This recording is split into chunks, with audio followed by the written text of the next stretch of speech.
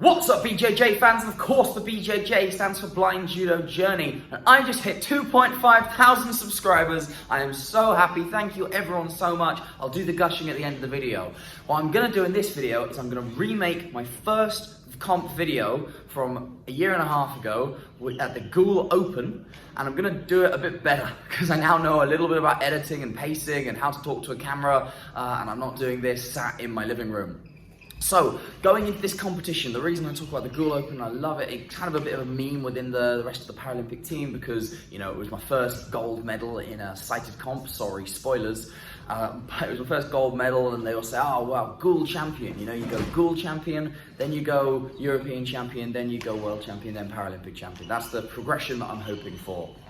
So on this competition was my first sort of proper downgrade competition where I was going to start on the grip still. Again, this was a year and a half ago. I'm a completely different judoka now. Everything you see in here is not representative of my current judo. But in saying that, let's take a look at my first fight.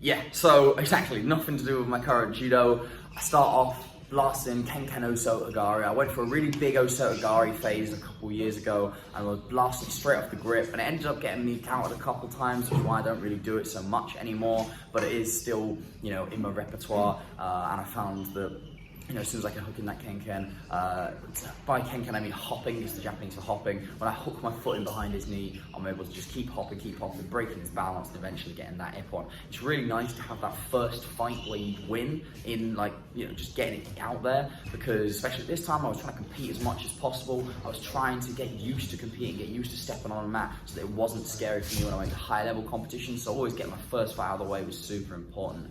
Let's take a look at my second fight.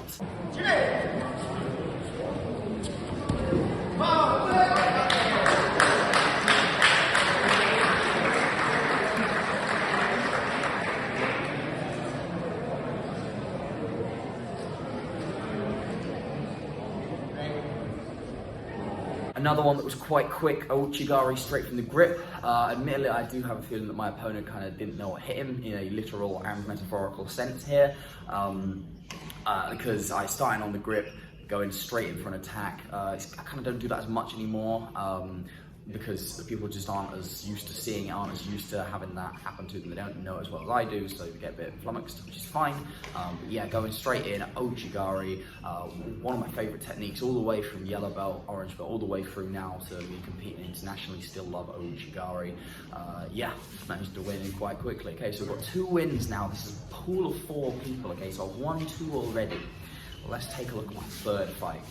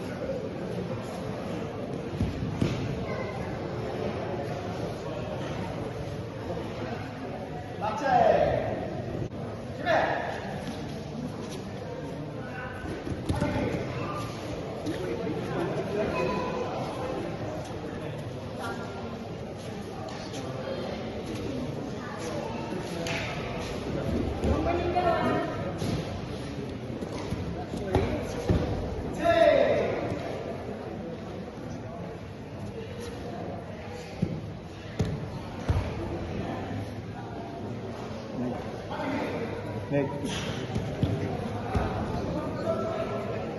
Nick. Mate! You ready? Come on.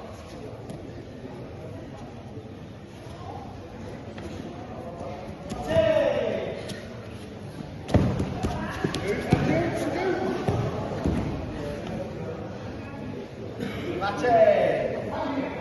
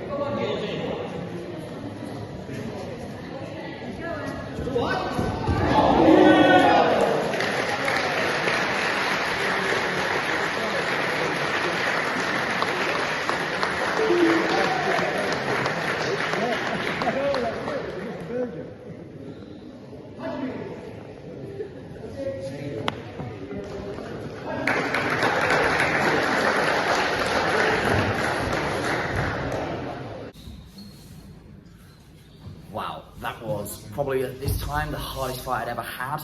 Going, a minute into goal score, a minute and a half into golden score against someone who he had his whole team behind him. He had a coach there, he had multiple players with him. I had my dad who was filming, and yeah, starting to have to fight for all that time. It was like I say, small competition, small local competition in Gaul. Because the fight had gone on so long, and people could see obviously the line starting on the grip. People started watching. There was a lot of people cheering. It was really quite intense for me personally. But coming away from that, finishing with the ride and roll, countering Mac and Comey, I've won a couple of fights with that before. I'm quite proud of it. So yeah, I was really, really impressed with myself for that. Probably my first, I'll say, beat someone who was decent. Yeah, so now 3 wins, which actually already has given me gold. You may notice that when I did this video originally, the fights were in a different order. That's because I didn't know about being genuine and stuff, and I put them in an order that meant that the last fight was more interesting, etc. But yeah, no, let's take a look at the final fight, okay?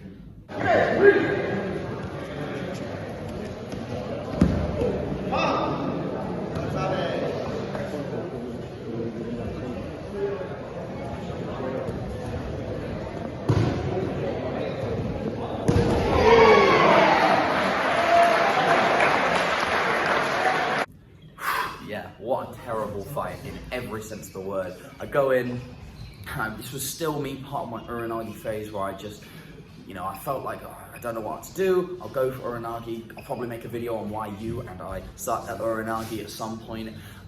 Going in for Uranagi when it's just not on, and they just counter you with Koichi, and it's you just throw yourself on your back. It's embarrassing. But we learn from those mistakes.